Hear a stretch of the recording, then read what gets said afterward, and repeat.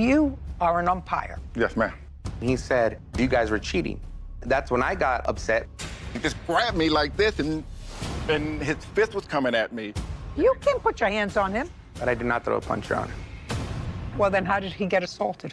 This is Judy Ball Coach Francisco Borges for lost wages and damages from an assault.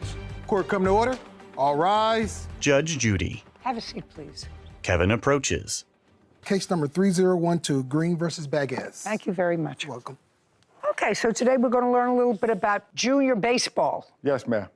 I don't know a lot about it, but I do have one grandchild who plays that sport very well. Been to a couple of those games. I know how hot everybody gets. You, Mr. Green, according to what I read in your papers, are an umpire. Yes, ma'am. And you've been doing that work for, I think, 15 years, is that what? Approximately 15 years. Tell me about the league that you umpire for. I work for an organization, and I'm pretty much an independent person, but they call me and let me know what games I have, so it's up to me so I can take as many games as I want. I usually average about 10 games on the weekend. I usually only do it on the weekend. It's kind of... Do you get paid for it? Yes, I do. How much do you get paid for umpiring a game? It depends on the age division. So normally if you do anywhere from 9 to 12, you'll get... 9 to 12 years of the players. That's the player. That's the player that's playing. So you'll get $56. And if you do the older children, that goes from 13 up to, I think we do up to 17, you get $61 a game. Okay, nice supplemental income and have some fun when you're outside. Yeah, that's my supplemental income. Yeah. I actually have a regular full-time job. I assume you did. Yeah. And you have a team? Correct. I managed the team. I've been managing high school baseball players for about 6 years now. So you manage the 13 to 17-year-olds? Correct. And what's the name of your team? The Bruins? This particular game that's at issue today took place on what date, sir? October the 16th of last year. Now, Mr. Borges, on October 16th of 2022, what I'm gathering from the papers is that one or so of your players was over the age of 17. Correct. That you knew was against the rules. How many players were over 17? So there was a total of 2 players that were over. 2. So they weren't over 17. Just They were 17 at the time. they were beyond the age where they were supposed to be Correct. playing. So you knew that that was against the rules. Correct. Just curious, clear that you knew it. You're giving me honest answers. Why'd you do that? Because there's a stipulation that it goes on the way that the sanctioning body goes by. If they're in the grade level that is of the current year, they can still play. There is a limit of 1 player. I had 2. That is why we were. Okay. So what you're saying is you didn't know about the second rule? I knew about the second rule. I misinterpreted it. I thought we were allowed up to 3 players. Turns out that for this particular sanctioning body, there was only 1 allowed. At some point during that game, something happened, because this case involves an assault. It is your claim, Mr. Green, that the defendant assaulted you and injured you. Yeah. And it was about the players who were playing against the rules from his team. Yes, ma'am. Okay, so let's start with you, sir. You're on the field, you're doing your business. Somebody advises you that there's an issue. Who tells you that there's an issue? So I went up to the director and asked him myself. There was some chatter in the stands saying, hey, you have 2 players. There were some chatter where? From the stands. So some of my from the parents- stands? Yeah, from the stands. So some of my parents asked me, hey, you might want to check that because the other team is saying that we're illegal players. So there was already a kerfuffle because Correct. people who were watching the game, I assume that there were regulars watching this game. First of all, you have all the mothers, fathers, grandparents, siblings of all these players watching the game. Correct. And they just don't come out for one game. I know this from grandson Kobe. They come out for every game. And so I assume that everybody knows how old these players are because they've been following them. They all Correct. go to the same school. Okay. So there was chatter from the team that was opposing your Bruins that, hey, 2 of these players shouldn't be playing. Correct. They're too old. It's not fair. Had the game gotten underway yet? It was in the bottom of the first, or the start of the first inning. Okay, so you heard the kerfuffle that was starting in the stands. You figured the better part of valor was to go over and address the issue yourself with the director of the league? Of the tournament director, correct. Okay. How did you identify him there? He's the one we check into at the beginning when we show up as a Okay. team. There's a booth where we check in. So you went down to speak to the director. Did you hear any of this chatter? Your Honor, the story that he's telling you is absolutely not true. How we found out, or they found out that the player was too old. The player actually played for the opposing team before, and the coach knew him. And I was standing there when the coach passed by him and spoke to him. And then the coach informed one of his parents that that kid that was the catcher was too old to be on the team. And they went and told the tournament director. He didn't go to the tournament director. He was on the field. Okay, just a second. So your story, which actually is interesting and has more subtlety to it, so sounds more real. This older player used to play for the opposing team. Yes, ma'am. So the team members and that coach knew how old he was. Yes, ma'am. Exactly. They went over to the director to complain. Went over to the director and told the director that he was using illegal players, that the players was too old. Then they checked the record to find out if it was true. They never went to the director. The director came on the field and stopped the game. He came to me and said, stop the game. Okay, so the director came up to you. Yes, ma'am. And said, stop the game. Stop the game. And you're standing at home plate? Yes, ma'am. Exactly. See that? You got that. You're right. I was standing at home. Why do you look so amazed? Because I was surprised that you would know about that. I would know about home plate? Yeah, okay, yeah. That's home plate. I was standing at home plate. They're not talking football here. Baseball, I know. Okay. See? Yeah, okay. So everybody sort of was around you. You had the director, you had yourself. Were any of the players there? Yes, ma'am. They were still on the field. Everybody was still on the field. Any players up at home plate? Yeah, the player, the catcher, the one that was too old, and the batter. So he waited until the game started, because if he says anything before the game starts, then they would just take the players out. So he was waiting for the players to play. So they would have to forfeit the game. That they would have to forfeit the game. There you go. Got it. So now I'm getting the rules, because these rules I didn't know. So if the game hadn't started yet, and that one player was taken out before anything happened, then you would just take the player out and continue the game. And continue. But once the game starts with his illegal player, then their team had to forfeit the game. Exactly. The other team. So the other team, strategically, I assume, but the other team waited until the first ball was thrown or whatever, and then came out to complain or went to the director to complain that there was an illegal player. Exactly. And therefore the game had to be forfeited. Exactly. So they lost the game. Now it's got. So they lost the game before it started. Right. They lost the game before it ended. So it was on a Sunday, and Sunday we call it elimination day. So if you lose on Sunday, you go home, and the other team that won go on to the next game. So obviously he didn't go to the next game because he was eliminated, but the other team did. So that's why the other team waited so they can go to the next game. Now, Mr. Borges, I have to tell you, that sounds more reasonable to me. And he's absolutely right. Good. Other than the fact that I did go up to the tournament director myself, because at that point in time, they approved my roster, and I had an approved roster. So when I called the higher up of the tournament director, he said, if you guys leave the field, if you forfeit the game, I will refund you the tournament fee. If you do not, and it gets out of hand, then you will not get a refund. So I talked to my parents, I talked to my players, I explained to them the situation, and that was it. And we walked off the field. Well, that didn't happen just that way. That's exactly how it happened. Well, then how did he get assaulted? Calvin smirks. Caption coming up. He just had this look in his eye and he just grabbed me like this, and his fist was coming at me. And that's pretty much all I remember, because I could remember another fist coming over my shoulder, which I later found out that it was my son coming to my defense, because he just grabbed me. Francisco grins. A courthouse. The Judy Justice logo appears. In the courtroom, Calvin and Francisco. Calvin Green claims youth baseball coach Francisco Borges owes for lost wages and damages after Francisco assaulted him.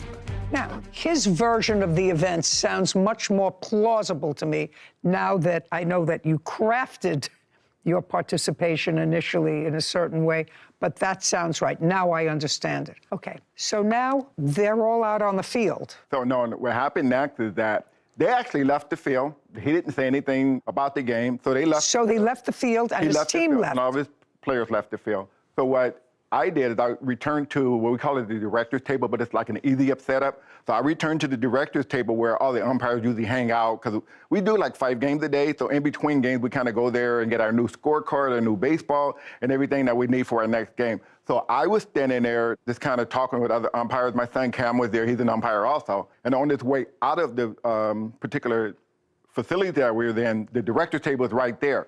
Him and some of his parents, that's when they stopped by the director's table to ask the director about why they were disqualified, because they were saying that they knew that they were using illegal players. The director was saying, no, we didn't, because you never checked in with your roster. And so they started demanding a refund. And so we wasn't even involved in it. So they started demanding a refund. And so one of the moms. How much money are we talking about? Just I have no idea. You have to ask them. How much money is the refund? It's $8 per person. That's the refund that my parents were requesting. We weren't requesting a tournament fee because we had already squared that away with the tournament director. You expected an $8 per person refund. Why? Because the game didn't conclude, and we were the ones that stopped the game prior to this whole scenario. Well, not actually. You didn't stop the game. Whatever. Aside from the $8 per person, what other fee is there? There's a tournament fee. Well, give me the amount. It was $895. Go ahead, sir. He was asking for his money back. He didn't get a refund back because he was disqualified for the tournament. He got upset and said, well, I'll show you disqualified. I'll show you disqualified. And then he was coming around. The director, it's like table setup, 6-foot tables, and he was coming around the table in an angry manner. So all I did was step back and say, Coach, calm down. Your children are out here. Why you act like this in front of your children? He didn't say a word. He just had this look in his eye and he just grabbed me like this, and his fist was coming at me. And that's pretty much all I remember, because I could remember another fist coming over my shoulder, which I later found out that it was my son coming to my defense, because he just grabbed me. I mean, that's all I could say. He just pretty much grabbed me like this. And could you stand up? Tell me your name, please. Cameron Green? Cameron, you were down with your father near the director's table. Yes. I want you to tell me what you saw. Your father took me up to a point, and I want you to start at the point where there was any contact between your father and the defendant. Yes, as the defendant was charging after the tournament director, after verbally threatening him. Was that person seated? He was seated. Yes, go ahead. And as he got around a barricade of tables, me and my dad were there to stop him and calm him down. Tell me exactly how you... Literally just standing here. Obviously, you don't want to make contact with the person unneeded. So like literally just standing there, he had his hands up and said, hey, your kids are out here. And he just got like the midst of the deflection, because he was going to probably assault the tournament director, and said he assaulted my dad instead. Well, tell me how he did that. So after my dad told him to calm down because the kids were out there, he then grabbed my dad by his chest protector and lifted him up. And once he had did that, then I had to defend my dad. Well, how did you do that? By punching him. How did your father end up unconscious?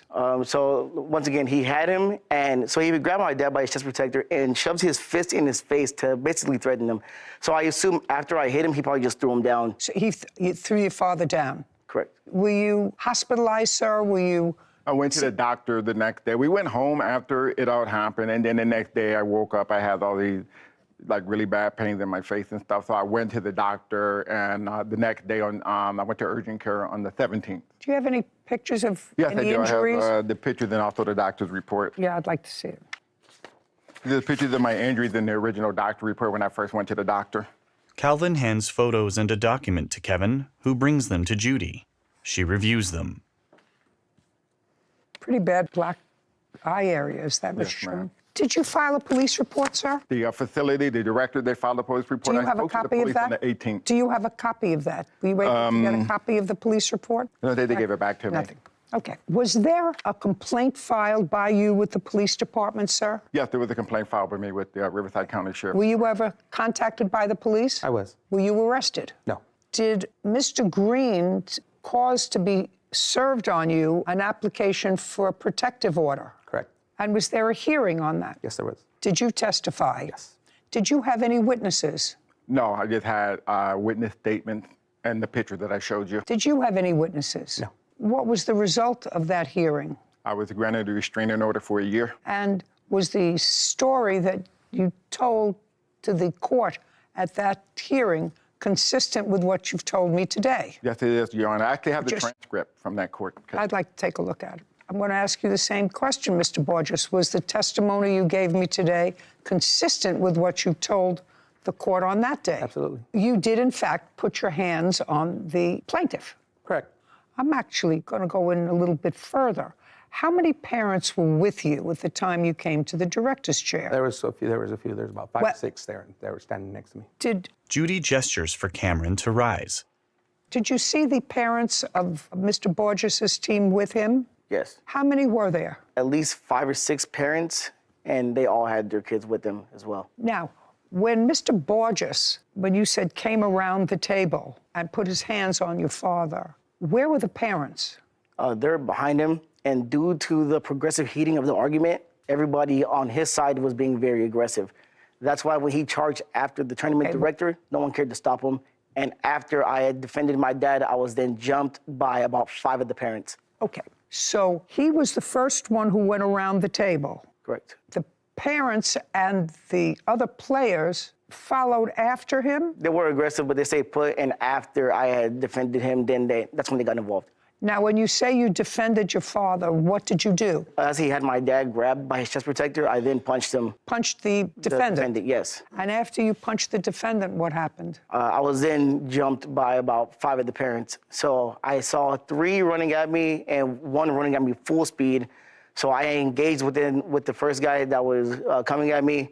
And right there, I got tangled up, and then I was thrown to the floor immediately, and then jumped by about 5 parents. Who broke it up? Actually, a bystanding coach ran in about like 6 seconds into the jumping and picked me up off the ground and separated me from the crowd. I almost had it, though. Then I got it. When I got up off the ground, I pulled one of the parents off of him. Because when I got up off the ground, I was... Off of your son? Off of my son. I was looking for my hearing aids and glasses, and then when I picked him up, I noticed 3 guys fighting my son. So I pulled the parent off of him, and then somebody else came around and punched me again. I couldn't see who that person was. I got it. Caption coming up. You got punched because you put your hands on his father, and you're a big guy. How old are you, sir? 62. How old are you? 38. He's old enough to be your father. How dare you put your hands on him? Francisco grins. A courthouse. The Judy Justice logo appears. In the courtroom, Calvin and Francisco. Calvin Green has accused youth baseball coach Francisco Borges of assaulting him at a baseball tournament. Francisco claims Calvin's son punched him in the face. So, Mr. Borges, I'm going to go one further from the judge who heard the application for an order of protection. It was a very limited hearing, and what the judge based his opinion on to give the plaintiff a protective order for a year, which merely says that you may not assault, menace, threaten, or harass him. Is he allowed to be at a game where you're umpiring? No, He's not allowed to have his team at a game where you're umpiring. No, he's not allowed to be around. He's not allowed to be within 100 feet of me. We didn't put down the team because it was more about him and not the team. Okay. I'm going to tell you, sir, that if your conduct precipitated a course of events where other people were injured, your conduct, you're responsible. I'm going to let you tell me your version of the events. You're out there.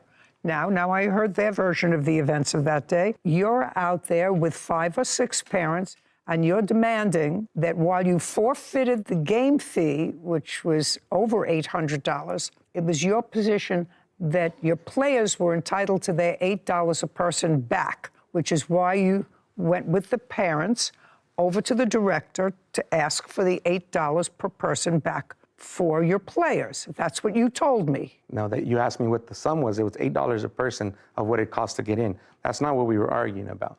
So, well, what were you arguing my about? side of the story about? So as we were walking out, I was talking to the female tournament director. We had already got our situation squared away. There was a male tournament director who was sitting at his chair, and one of my parents approached him, and they were arguing back and forth. He made a comment, and he said, "You guys shouldn't even get a refund back for your tournament fee because you guys were cheating." That's when I got upset because I had already squared away with his boss and the female tournament director that was on site. Okay. So what did you do when you got upset? I told him, do you even know what's going on? I've already explained that this whole situation has nothing to do with the team. She's asking for her $8 back because they just got here and they're not watching the game. Oh, you mean their fee to get into the stadium? Correct. What were you involved with that for? Exactly. What were you involved with that for? They wanted their money back. How many games were going to be played that day? It could have been, 3, 4, 5 games. But Well, they could have sat and watched the rest of the 5 games. yeah, they could have. At that point in time, the argument started with the tournament director. Mr. Green was coming over from the field, and he did see when we were arguing. He did get in front of me. He said, hey, man, relax. Your kid's around. My whole thing was the director was still talking back to me, So what if he was talking back to you? The truth is he was saying the truth. That director was saying nothing that was untruthful. All this started because you put 2 illegal players on your team. That they approved, Your Honor. What? They approved it. The sanctioning body approved my roster before I showed up. I have to tell you something, sir. You've been doing this according to you for a long time, and you know all the rules. And you had 2 illegal players on your team. That's what happened. But you had no business going over there and getting them a refund for entrance to the park. That's where you're wrong. I was not asking for a refund. The parents were. So what were you involved for? Because the director told them to come talk to me about it, okay? And I go, listen, it's your job to de-escalate. As a director, it's your responsibility to de-escalate the situation. So what? I don't understand why you put your hands on him. I grabbed him by the chest protector to move him out of the way, because my argument was with the tournament director. Did not involve Mr. Green at all. You can't put your hands on him. So at that point in time, that's when I got punched, and then I was pulled back by the parents. Just a second. You got punched because you put your hands on his father aggressively, and you're a big guy, and you were aggressive. How old are you, sir? 62. How old are you? 38. He's old enough to be your father. How dare you put your hands on him? Okay. Anything else you want to tell me, sir? I just want to say one other thing, Your Honor, that this is mainly about him and other parents that come out to youth sports and behave badly. I want to send a message to him and all the other parents out there. When you come to support your kids. We're human. We make mistakes. We're out there for the same reason they are. It's not about the money. We're out there because we love the game and we love the kid. Violence, there's no place in baseball for violence, and he has to know that, and all the other parents have to know that. When you come, you're supposed to be there to support your kid, not harass the umpires or get into it with the directors. If you know you cheated, take your lumps and go home. But to assault Couldn't have said it better official, myself. It's like, yeah, and that's why that's the message. And I won't say it better myself. He's right. Right? Yep. Did you lose any work, sir, as a result? I of missed a month of work and I missed a month of umpiring. Judgment for the plaintiff in the amount requested in your petition, $10,000. Thank you, Your Honor. This court is adjourned. Outside the courtroom, Francisco, then Calvin. I think it was a little unfair. I think the judge made the right decision. I never punched anybody, which that's the reason we were here. The judge saw it right through the lie that he was trying to tell her. Sanctioning body approved my roster, so that was on them. From my understanding, he bypassed the director's table on Saturday. He didn't turn in his roster, so they didn't even know he had those players on his team. I have no ill will against Mr. Green. Like I said, at the end of the day, I never punched him. I did touch his chest protector, but I never threw a punch. Get the message out to the other parents that when you come to youth sporting events, you're not going to behave badly, and if you do, we're going to prosecute you to the limit of the law. Sarah and Judy. Plaintiff took the words right out of my mouth. A grand message that we usually have for people after the cases, and I almost liked it better coming from him, seeing firsthand how crazy some of these youth sports games have gotten. I usually see them secondhand on Twitter or clips on social media of outraged parents or siblings even of players absolutely losing their mind at these youth sports games. So he said it perfect, and all the parents should really listen up. It takes a certain type to really get so angry that you get physical. At someone like an umpire who's getting paid $60 a game. They're obviously not in it for the money. He has some heartfelt reason for wanting to be engaged. Yeah, he had in a these son. children's lives. He had a son probably played. Exactly, and they're not trying to make bad calls. They're trying to do the best they can, but everyone's got to keep their cool. It's baseball. It's supposed to be a fun sport. America's pastime. Yeah. Title, Judy Justice. Have you been cheated? Go to judyjustice.tv. A car hits a parked vehicle. When it was totaled, it was parked. Yes, ma'am. And I had no idea what happened. The guy in the blue BMW was like hitting me while I was merging, and then he goes into her parked car. By the grace of God, that man wasn't killed. This is Judy Justice. Suing driver Stephen Chicos for vehicle damage after her car was hit during an accident. Court come to order. All rise. Judge Judy enters. Have a seat, please. Hello, Judge. Case number 3014, Bailey versus Chicos. Thank you. You're welcome. Miss Bailey, your car was totaled on what day On April the 4th? of this year? Yes, ma'am. When it was totaled, it was parked.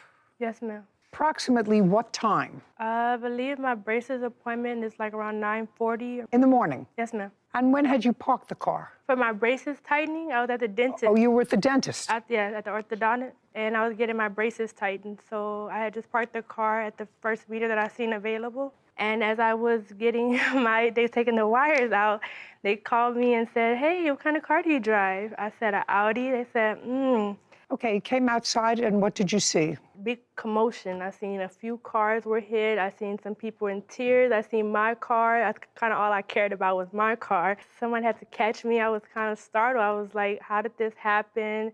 I ended up seeing police coming towards me. They were like kind of already, I don't know if they were on the scene or they had just arrived when I got out there. And they were asking me questions of what happened. I had no idea what happened. So you said I had no idea what happened? Yes, ma'am. You have a police report? They told me anything that involves a hit and run, anything that involves any type of collision is required of the parties. The answer is you don't have a police report. Do you? No. Okay. So you don't know what happened? No, ma'am. From the time of the incident? No, ma'am. The defendant's car was involved in this accident. Correct. Because it had to be an accident. It wasn't done on purpose. And that's why you're suing him. Yes, ma'am. You didn't have collision on your car. It was all paid off. It was all paid off, correct. So I assume you kept your insurance down by not having collision. Yes, ma'am. Got it. And now nobody wants to take responsibility, and you've got a parked car that's now totaled. Yes, ma'am. That's why we're here. Yes, ma'am. So you were involved in this accident, Mr. Chicos? Chicos, yes. Okay. Where were you going? Going to drop my girlfriend back off at home before I left for work. What kind of car were you driving? A 2011 Mazda 3. Tell me what happened. I looked over my right shoulder. I was getting ready to make a merge into the right-hand lane. Okay, so you're traveling in the left lane. Yes. And how many lanes of traffic are there in your direction? So you were originally traveling in the faster lane on the left. For how long had you been traveling in the faster lane to the left? Maybe half a mile, quarter mile. And then you were merging over to make a right turn? No, just merging over to get in the right-hand lane. What were you moving over to get into the right-hand lane for? Because when it gets to Beverly and Alvarado, a lot of cars are waiting to make a left-hand turn, which is about maybe a quarter mile from where the accident happened. So just a preparation. I got over, so I wouldn't be stuck behind those cars in the light. Okay, so you make this run all the time? Correct. I assume. Okay, so you're traveling along, you're not making a right turn, but you want to get into the right lane to avoid further up where people get into a left lane. There's no left lane. Where the people are making a left turn and there's usually a backup, so you wanted to avoid that and get over. Correct. Had the traffic started to slow down already? No, not yet. Okay, so you put on your blinker. Correct. And then what happened? I looked over my right-hand shoulder. Behind me, to the right, way back, was a white car. And the blue, I think it was a BMW, the blue BMW was behind me in the fast lane. Was behind you in the fast lane? Correct. Go ahead. I looked over my right-hand shoulder, turned on my blinker, proceeded to merge lane. And at that point, I'm like, okay, I can look forward again because there's no one next to me. So I'm looking forward, and out of nowhere, the guy in the blue BMW cuts off that white car and tries to speed past me to pass me up, where it involves like hitting me while I was merging, and then he goes into her parked car. So the BMW hit her car? Correct. My car never made contact with hers.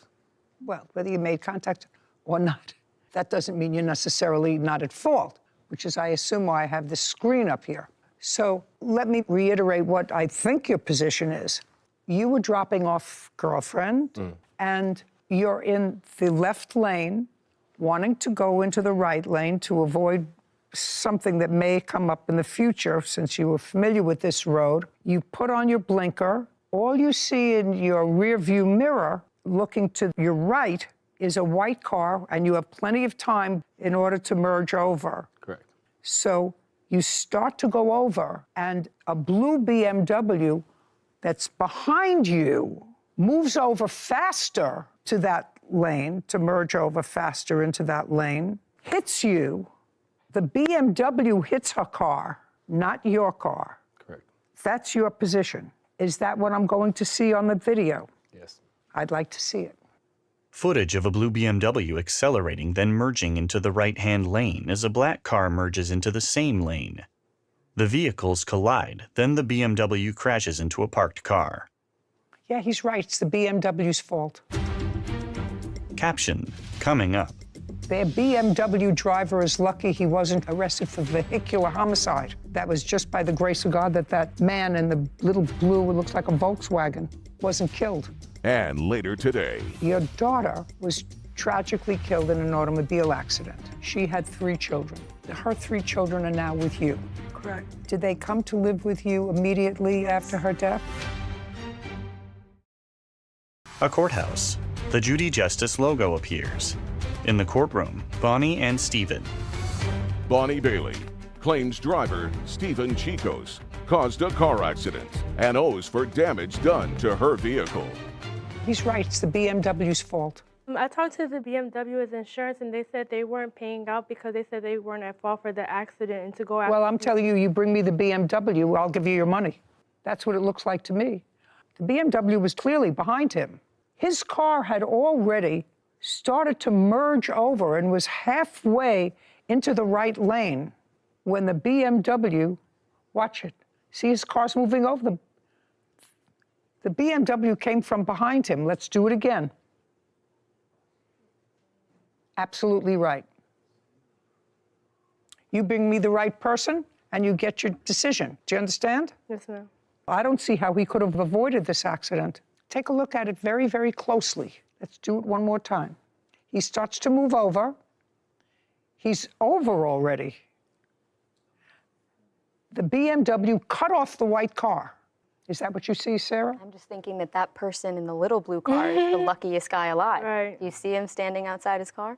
No, I didn't. You see him Oh, opening the that door? one. That The man yeah. almost gets absolutely obliterated Oh, by my that God. car. You know, I didn't see Sorry, that. little distraction, but that's what I was watching. Just traveling much, much too fast, the blue BMW. Reckless. He almost got killed. Yeah. Yeah. I don't know if you will return with that BMW owner, but I have no objection to signing a document that you might want to show the BMW's insurance carrier. Did you also try to sue the BMW? I didn't try to sue. I was going through my insurance, and they told me to contact his insurance. I called them, and I told them I had another witness, too. And they're like, we weren't aware there was another witness. We knew that there was a video, and that was the last I heard of them. And then next thing I heard was she was taking me to court. Why did you choose him instead of the BMW? Well, I went after both of them. I looked at the video multiple times, and it just looked like he was more so at fault. But I did go after the BMW's insurance, and the insurance told me that they weren't going to pay out because, one, he had limited insurance, and it wouldn't cover the damages into how much my vehicle had. And second of all, they told me that they seen that Stephen Psychos was at fault, and I had to go after him. No. Their BMW driver is lucky he wasn't arrested for vehicular homicide. That was just by the grace of God that that man in the little blue, it looks like a Volkswagen, wasn't killed. So you bring me the right person, I'm more than happy to give you a judgment. Do you understand? Yes, ma'am. That's it. This case is dismissed. This court is adjourned. Outside the courtroom, Stephen, then Bonnie. I've been watching her since I was a little kid, so I knew she was going to come out with the right decision. Guess I gotta go after the right person, right? It just came out of nowhere, the crash. I didn't even see him coming. I see it as that both of their butts are at fault. Time to go after that driver. I guess I'll really try to go after the BMW's insurance much harder or take him to court. In chambers, Judy with Sarah. If I were this plaintiff, I would have sued both of them. I don't know which one of you was at fault, so I'm going to sue both of you. I know one thing. My car was parked, and I was getting my braces fixed. So it wasn't me. There was no question that that BMW was speeding, driving recklessly. There was no way that the defendant could have avoided this mishap because he was just speeding so recklessly. I think you gave her a good lesson. She seemed like the type that Yeah. would take that advice Nice. and move on it. And so I think she would be in her best interest to come back. Come back. And I would love to see him Me too. speeding down a street where he almost killed somebody. We'll give him a good lesson. Yes. Kevin. Case number 3013, Toole versus Messenger. All parties, please step forward. Cheryl Toole is suing her former daughter-in-law, Ariel Messenger, for benefit money raised for her grandchildren. Ms. Toole, this is your former daughter-in-law. They were never married. Okay. They were together for how long? Because you identify her in your complaint as my ex-daughter-in-law. And how long has Miss Messenger been separated from your son? Probably 5, 6 years. And in December of last year, you have a daughter. Your daughter was tragically killed in an automobile accident. She had 3 children. Her 3 children are now with you. Correct. Did they come to live with you immediately after her death? According to your complaint, the defendant was touched by this tragedy. You don't say that, but that's what it appears, and decided to hold a fundraiser for the 3 children. What kind of fundraiser did you decide to hold for the 3 children? I did a spaghetti dinner Where? at a bar that I work at. Did the bar donate any part of the... Their space. They donated their space? Right. My boss allowed me to have it. And tell me how it worked. People came for a spaghetti dinner. Dinner was so much, and anything over that dinner went to the fund for the children? Correct. All of it went to the fund. They would come in if they wanted to purchase a meal. They would get a ticket. Then they would go and grab the meal. And we had bake sale, also had raffles and stuff like that. So there was an entrance fee to get in? Basically, yes. Not basically. Was there an entrance fee to get in? There was not. You paid for a spaghetti dinner. And how much was that? It was $15. You got a to-go box. Who provided the dinner is what I'm trying to... I had people donate the food. And that was the only fundraiser you had? Correct. This is what the case is about. Case is about the fact that, put your hand down, that she says $1,800 was raised at that dinner. You don't seem to deny that $1,800 was raised for the benefit of the children. The plaintiff has custody of the children. She says you should turn that money over to her. And your position is that I'm waiting for Social Security numbers for the children so that I can open up accounts for the children. Correct. Okay, that's your position. Correct. Okay. How much planning did you have to do for this dinner? We served it. Who set it up? I'm not sure. Okay, so if you're not sure, she says she set it up. So the defendant set it up. Did you have any conversation with the defendant prior to the event, which I assume you attended? Yes, I did attend it. For the whole thing? I had to leave at 9 because I had to take the children out of the bar. Okay. What time did it start? 7 or 8. So you were there for an hour? No, we were there. We had went and got where we were serving it set up too. Oh, okay. So you were there until 9 o'clock. Yeah. During that time or before that time, did you ever have a conversation with Miss Messenger about what would happen to the funds that were collected? Never. Never? Never. Well, then, can you explain your position to me as to why you think she has to give you that money? Caption coming up. She ran a benefit for the benefit of the children, and what she's supposed to do is open up accounts for the benefit of the children. Did you go to the bank and say to the bank, I want to open up accounts for the benefit of the children? Ariel lowers her eyes. A courthouse. The Judy Justice logo appears. In the courtroom, Cheryl and Ariel.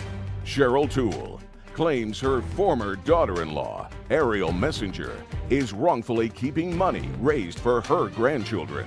Can you explain your position to me as to why you think she has to give you that money? Okay, first of all, the benefit, I had no idea until the day before the benefit. She did not ask me. No, just a second.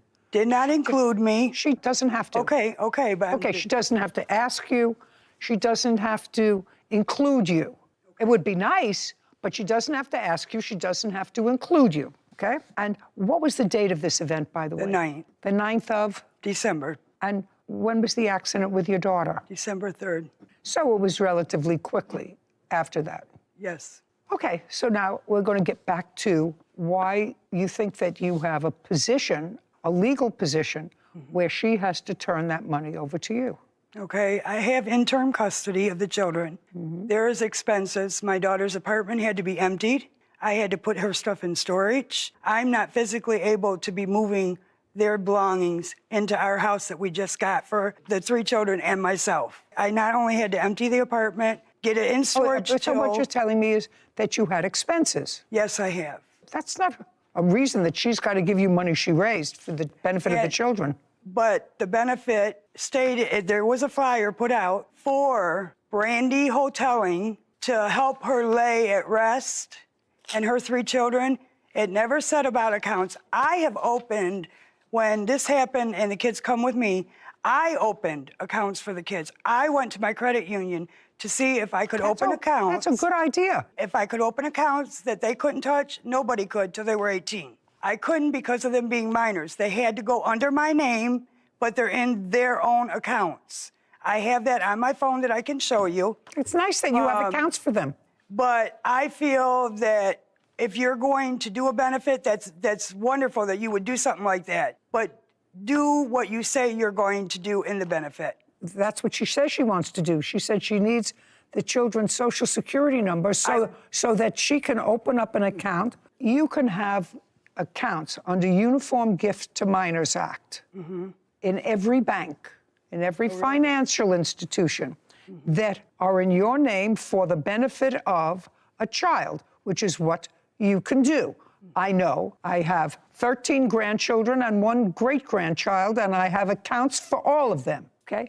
But I have a brother, and if my brother said, I want to open up accounts for your grandchildren, and I said to him, well, give me the money because I have the accounts already. He said, no, I want to be in charge of those accounts. It's what I want. I got the money, but I want it for the benefit of the children. And what I'm telling you is she can open up the accounts for the benefit of the children just as well as you can. Just because you have expenses, Ms. Toole, that's not what this benefit was for. In her mind, she ran the benefit, and you said you had nothing to do with it. She ran the benefit for the benefit of the children. And what she's supposed to do is open up accounts for the benefit of the children. Did you go to the bank and say to the bank, I want to open up accounts for the benefit of the children? And did the bank advise you that you needed any particular document? Yes. That What I needed document some form of Social Security numbers, because again, I wanted to be the primary person to where she couldn't have access to it. Okay. Where do you come from? What jurisdiction? Toledo, Ohio. And how did you get here today?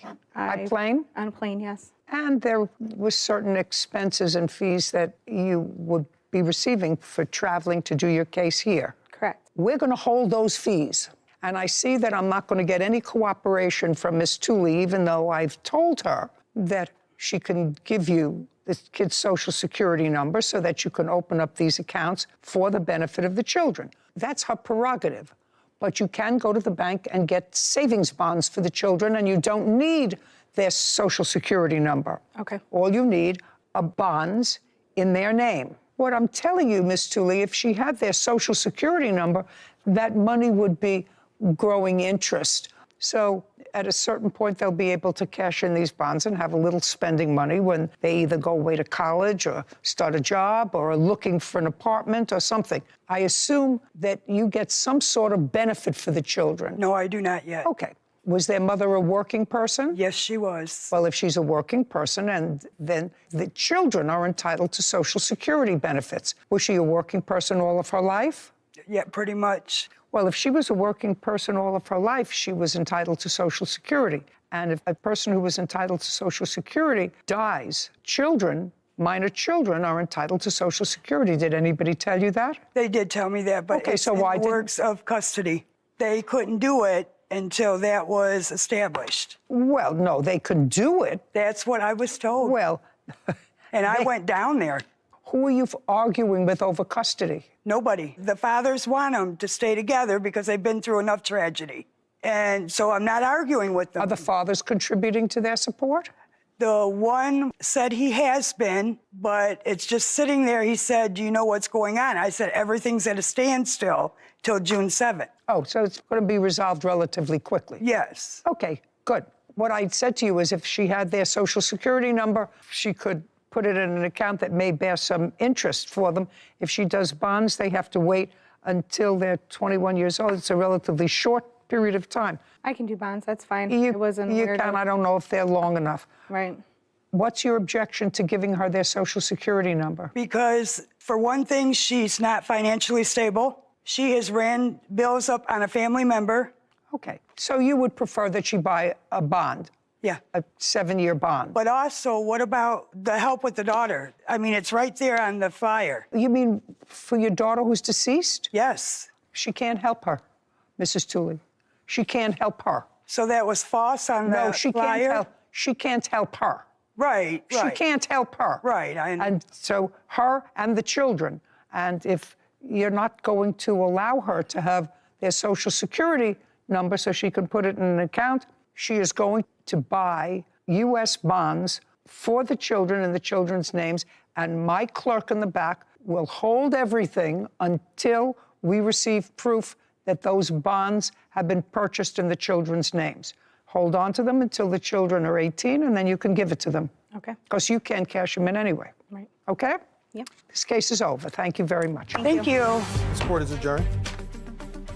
Outside the courtroom, Cheryl, then Ariel. It's awesome that somebody would want to take that opportunity to do that to help somebody.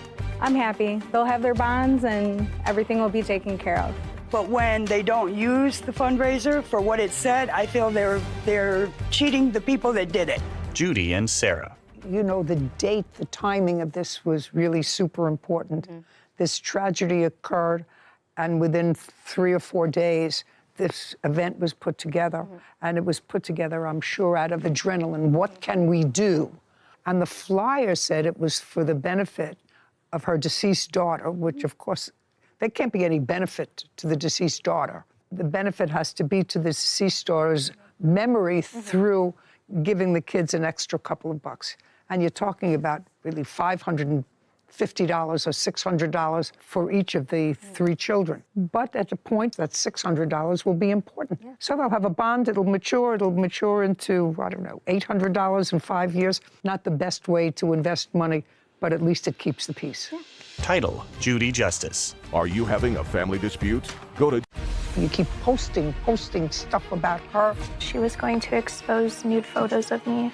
This is her saying that she wanted to fight me. Leave her alone. Okay, so This is not a so, this is a period. This is Judy. Haley Chapman is suing her husband's ex-girlfriend, Fallon Bigelow, for defamation, harassment, and emotional distress. Court come to order. All rise. Judge Judy enters. Have a seat, please. Kevin. Hello, Judge. Case 3022, Chapman versus Bigelow. Thank you, Kevin. You're welcome. Judy turns to Haley. The husband isn't here. no. Where is he? He is currently incarcerated, Your Honor, Where? in a state correctional institution in Florida. When did he go into jail? He was arrested in September of 2022. Has he been incarcerated since? Yes, ma'am. You have 3 children with him? Yes, Your Honor. How old are you? I'm 20 years old. 20. Yes, ma'am. How old are your children? I actually have 4 in total. I have a 5-year-old who turns 6 in December. I have a 3-year-old who turns 4 in August, a 2-year-old who turns 3 in August, and a newborn, 2 weeks old, ma'am. Who do you live with? I live by myself. The only connection that you have with the plaintiff is that you have 1 child with her husband, Yes. who is how old? He's about to be 5 in the end of July. Now, this is your complaint. Many of these things at least start in 2022, and it is your claim that Miss Bigelow, who has 1 child with your husband, embarked on a course of conduct that can clearly be described as harassment, defamation, which you're going to present to me, and the allegations were serious enough, and this is back in 2022, I would assume, that you filed an application for a protective order. It was in 2021 that I had filed the protective order. What month? It was, I believe, March. Did you have a trial on that protective order? There was no trial. There was enough evidence presented. No.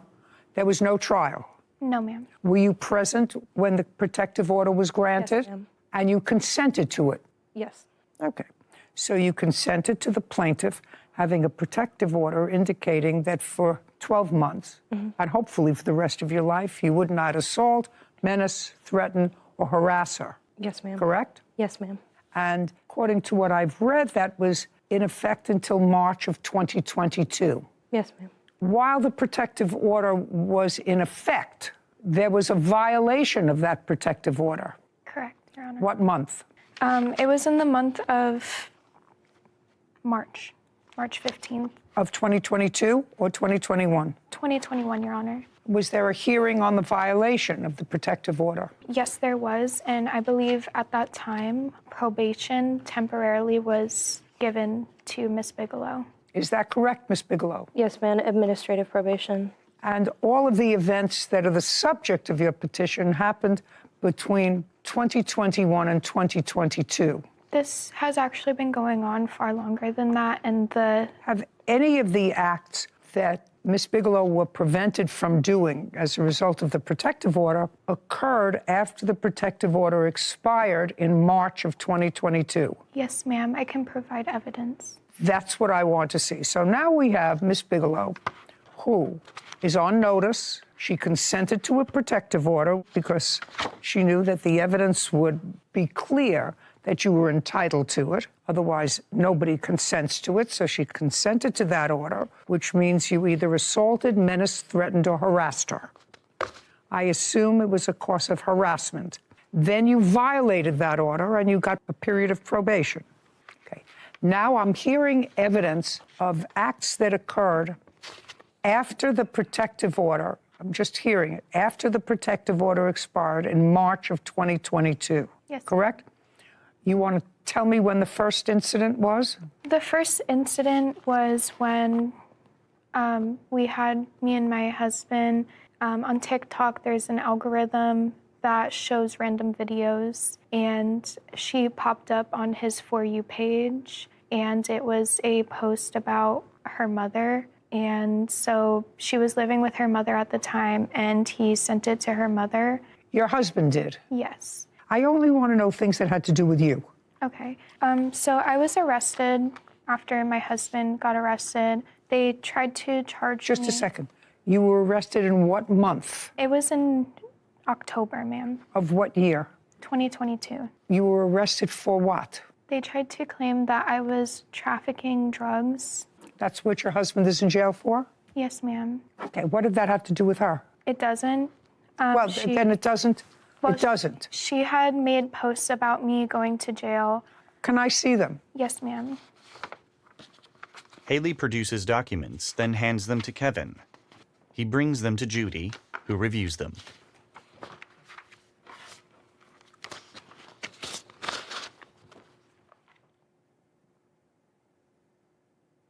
This doesn't say anything that is defamatory. I want to know what you meant is she's already lost custody of her children enough times. Mm-hmm. I'm hoping one day I might be able to gain custody of my son's 2 daughters. What is that? Okay, so Haley Chapman claimed that she had no understanding of the drugs being in the home when she was found guilty. What is my son's 2 daughters? Do you mean your boyfriend's? No, her children. She's religiously lost custody of her children. No. I understand that. I don't understand this sentence. You wrote, she has already lost custody of her children enough times. I am hoping one day I might be able to gain custody of my son's 2 daughters. Oh, sorry, not daughters, but sisters. I apologize. Oh, yeah. Okay. Your Honor, Just a second. So far, it's not defamatory. I have my order for reunification. I've only lost my children 1 time. Doesn't matter. Put a look at it. So far, I don't see anything defamatory. If she wrote that you were arrested and you were arrested, that's not defamatory. Caption, coming up. I did suffer anxiety and depression because of this whole situation. No, you suffer from anxiety, depression if you do, because you were 15 years old when you had a baby, and then you had 4 more children, you're 20 years old, and your husband's in jail. That would put any normal person in a situation of depression. Haley nods. A courthouse. The Judy Justice logo appears. In the courtroom, Haley and Fallon. Haley Chapman claims her husband's ex-girlfriend, Fallon Bigelow, owes for defamation, harassment, and emotional distress. Fallon is countersuing Haley for emotional distress. Still breaking, Betty. Judy reads a message transcript. There's something wrong with you. You understand that? Yes. You understand that this is all coming from a very stupid place, a very stupid brain that you have absolutely nothing to do with except that you were mad at this guy, at this prize that's sitting in jail for drugs. And so, yeah, don't tell me that you were trying to be altruistic. I don't believe it. No, that's not it. Actually, her husband assaulted me. I was a child and he was an adult for 1.5 years of my childhood. My son is a product of rape. You don't get me. That has nothing to do with her. She has shown up at my house. Just on a second. numerous occasions. That has. Okay. Judy glares at Fallon, who averts her eyes. Okay, so she sent a picture of your mugshot, which is also not illegal, and said that you were arrested and charged with trafficking in fentanyl, which you were, right? Which you were. Those charges were subsequently dismissed? No, ma'am. I was granted pretrial diversion because they didn't have the evidence that they needed to actually. That's not what I asked you. You were arrested. Yes, ma'am. This is your mugshot. Mm-hmm. And you were arrested for drugs. Correct. So she didn't print anything that wasn't true. You were arrested. I'm not saying that what she did was right. I'm saying what she did was stupid, pointless, and just out of nothing but jealousy. Nothing. She certainly doesn't care about your children. Okay. So far, what you showed me, nasty, but not actionable because it's true. What's next? I have the TikTok that she posted of her claim that she was sexually assaulted by my husband, which backfired on me as well. I had to shut down. That's what she says. That has nothing to do with you. Well, an onslaught of people came and harassed me because of her post. I don't know that at all. And if they harassed you, that's their problem.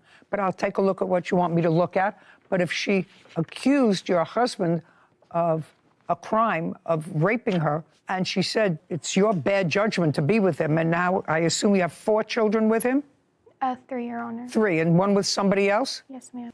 Okay, wonderful. Sounds terrific. 20 years old. Sounds like we're going in the right direction here for a joyous life. Judy examines a document containing a comment thread. Oh. What do you do for a living? Bartender. How many children do you have? 1. Who do you live with? Myself, but I'm currently moving. Moving where? South Carolina. With whom? My son and I. Why? To leave Florida. Why? Why South Carolina? You just I want to go to college for underwater welding, and they don't offer that program where I live currently. Who are you going with? Just by myself. Who lives in South Carolina? Nobody. Do you have a place to live? Yes. Who's paying for it? Me. From what? My job. I've been saving over the last 2 years. How much money do you have in the bank? I have $180,000. Ooh. Okay. All nasty, stupid. It's not actionable. What else? I have here that she told me to hurt myself and that she was going to expose nude photos of me. I'd like to see that. I also have here her saying that she wanted to throw bed bugs in my yard and on me. Haley hands documents to Kevin, who brings them to Judy. She reviews them. This is all stupid stuff, but nasty and stupid and vicious. And I must add, illiterate. So I hope you're going to a very good school wherever you're going. First, they should teach you literacy. What's next? I did suffer chronic post-traumatic stress disorder, anxiety, and depression because of this whole situation. No, you suffer from anxiety, depression if you do, because you were 15 years old when you had a baby, and then you had 4 more children, you're 20 years old, and your husband's in jail. That would put any normal person in a situation of depression. I do have proof, Your Honor. You don't have proof. It's from my psychiatrist. If your psychiatrist was here and you wish to waive it, I'll be more than happy to listen to your psychiatrist. It's what you told your psychiatrist. I'm telling you, I don't have to be a psychiatrist. Somebody who's 20 years old and has 4 children, all under the age of 5, and whose husband is incarcerated for the last year and a half and has 1 child in between that's not his, that's a reason to be depressed. There's a reason to be depressed. Her nagging you because she's stupid and jealous is nasty, but not anywhere as nasty as your husband getting arrested, going to jail, leaving his 3 children and his wife alone to fend for themselves. And if he was incarcerated for drugs, making them, dealing with them, and you were living together, it's kind of hard for me to imagine that you wouldn't have some suspicion of what he was doing for a living. Do you understand what I mean? That would cause me situational depression. And there is only one way to deal with your situational depression, which is to get your life in order. Currently, I am a nursing student and I have a year left. Is it a building that you go to? Yes, ma'am. I restart in September of this year. You start or you started last year? I started and then I took a break and then I go back in September. When did you take a break? From August of last year up until September, this upcoming September. And now you're going back in September? Yes. And what have you been doing in between, aside having a baby? In between then, I've just been working. I have 2 jobs. Where are your children? My children are actually with my friend at the hotel. All 4 of them? 2 of them, Your Honor. Where are the rest of them? One is staying with my mother-in-law, and my son is in summer camp. Which one is with your mother-in-law? One of my daughters that I have with my husband. And how old is the child who's in summer camp? He's 5. Is he in sleepaway summer camp? No. Well, who does he live with? He lives with me. Who's taking care of him now? Right now, his grandpa. His grandfather? Yes, ma'am. Is that your father? It is my son's dad's father. Oh, God. Caption, coming up.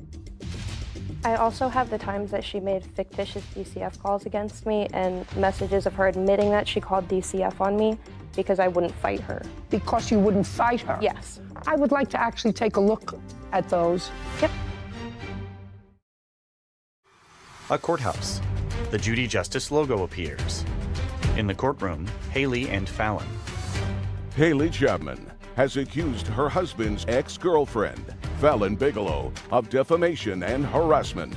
Fallon claims Haley falsely called child services, causing her emotional distress. All right, you have anything else you want to show me so far? There's a bunch of nonsense. It's not Yes, nonsense, ma'am. it's just very unfortunate. This is her saying that she wanted to fight me. I don't care about wanting to fight you. You didn't fight with her, right? No. And she didn't come to fight you, and she didn't hit you, right? All right, we're done. Let's see, money owed for emotional distress caused by leaking photos. All right. Haley Chapman posted child pornography of me via Facebook. When? September of 2018.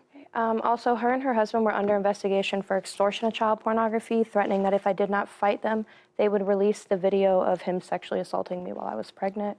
I would like to see where she, not he, where she sent you something that you consider harassment. Okay, she has shown up to my house on... No, she, listen to me carefully, she sent you an extortion letter. I want to see where she did, not her husband. The police took the iPod with the original conversation because it involved child pornography. If I don't have it, I don't have it. Okay, that's understandable. Do you have it? The answer is yes or no. No, not the original conversation. Ms. Chapman, I told you my best long and short-term advice to you. You are articulate, nice-looking, young, whole life ahead of you. It depends upon where you want to hang your hopes. And if you hang it with somebody who's incarcerated, that's ridiculous. He's not coming out to you anyway. You have a new father for your baby. Do you live with that person? Do you live with that person? Who do you live with? I live alone. Oh, God. I also have the times that she made fictitious DCF calls against me and messages of her admitting that she called DCF on me because I wouldn't fight her. Because you wouldn't fight her? Yes. I would like to actually take a look at those. Not that you're going to get a penny from her. You understand that? Yep. You understand why? Yes, ma'am. Okay, good. And by the way, you know, I understand that you say that there was an abusive sexual relationship between you and her husband, who is the father of your child. Yes, ma'am. You did, in fact, allow him to see the child regularly. Is No, that ma'am. No? No. You mean he's never seen his Never. son? Actually, no, incorrect. When my son was first born, he was 6 hours late. He came in, he said hello. And other than that, he was not permitted to be around the child. So he never came to your house and never saw him from the time the child was born until the time he went into jail. Is that correct? The only time that he did see my son was when she came to my house in June of 2022, when he was parked outside the house and my son had come outside. Other than that, he has not been around my child. Judy reviews a document. Yeah, well, you're Haley on this, correct? Yes, ma'am. Yeah. Okay. She's angry at you, right? she's angry at you because you won't stop. You keep posting stuff about her, about her husband, about the kids, whatever. It's all because... There were multiple reasons as to why I was upset with her. There were on 3 different occasions when the restraining order was put in place, claiming that I violated when I did not. I was only Just a second. Okay. There was a final order of protection and a finding that you violated that final order of protection, and all this stuff was harassing, nasty, unfortunately not defamatory, but clearly annoying. And she finally said, I've had enough. You have no case. You have no case, and you're just lucky I'm not awarding her any money because nothing that you posted about her was not true. She was, in fact, arrested. I assume that you were, in fact, a minor when you became pregnant, and the father of your child was an adult. I assume all those things are true. Listen to me. If you saved $180,000, which is a lot of money to be able to save over a couple of years bartending, which is to your credit, and if what you're going to do is try to start a new life, good for you. Yes, ma'am. Good for you. Put your time to better use. Leave her alone. She's got enough troubles just negotiating life at age 20 with 4 children. Leave her alone. Okay, so... This is not a so. This is a period. The end. Goodbye. This court is adjourned. Fallon smirks. Outside the courtroom, Haley, then Fallon. I believe that she gave me some really good life advice and was able to hopefully open the defendant's eyes as to the problems that she's been causing. She threatened me, threatened my friends, made fictitious DCF reports against me. Things just mellow out and she decides not to Time to get out of Florida. defame me or harass me anymore. Judy and Sarah. That case reminded me of my family court days, Sarah. Here's this guy who was an adult. She was 15 when her first child was born, 14 when she got pregnant. And I don't understand why that guy's not in jail. For something other than drugs. For something other than drugs. Except she probably... He married her and then had 3 more children. I'm not sure when he married her, but in between there, in the beginning, he had a child with the defendant. And I think that the plaintiff and defendant sort of knew each other. But there are now 5 children, all with mothers, single mothers, who are unsettled. And there's no question, one's living with a grandparent, one's staying here, one back with a friend in a hotel room. It's just so sad for these children. I don't know how to convince generations of young people that you're not supposed to have children, that you're not emotionally and financially and equipped to take care of. Just do that. And it makes every step of her getting her life back on track at 20 as a child herself all the more difficult with 4 kids in tow. So not only, you know, how sad it is for the children, but she's a child herself that should be able to get her life back on track. It would be wonderful. She, you know, both seem to be articulate people. Of course, they can't write, but maybe it's just the way they write when they write text. Twitter fingers, you know. Yeah, Twitter, but it looks illiterate to me. Maybe I'm just from the wrong generation. That's possible. But it's just sad for those 5 kids. Title: Judy Justice. Have you been cheated? Go to judyjustice.tv. Footage of 2 people fighting. She sent the video to your employer, and your employer fired you. Something like that, yes. No. Tell me what proof you have that she sent it. No, I want you to think about it. My witness was supposed to be here. Shoulda, woulda, coulda. This is Judy Perez is suing her ex-boyfriend, Matthew Bowen, for money she loaned him for attorney fees. Court come to order. All rise. Judge Judy enters. Have a seat, please. Hello, Judge. How are you, Kevin? Case number 3015, Perez versus Boeing. Thank you. Welcome. Interesting. Miss Perez, you met Mr. Bowen at a truck stop. Tell me when that was and how that happened. In January, and we both worked there. January of this year, 2020. Of last year. 2022. Yes. And you began dating, and you at some point moved into his home? I was staying there helping with his kids. You were staying there? Yes, I still had my own home. So you were staying there. Were you there 5 days a week, 7 days a week? The whole 2 months. Okay, so you were living there for 2 months. Who was living in your house? Nobody. I assume you weren't just staying there to take care of his kids, that the 2 of you were a couple during that 2-month period. This is what your case is about. During that period of time, Mr. Bowen had physical custody full-time of his children, 2 children? Correct, Your Honor. And how long had you had custody of them? I've had custody of them since 2020. So since they were infants? Pretty much, yes. Did you then have court-ordered legal custody? Yes, ma'am.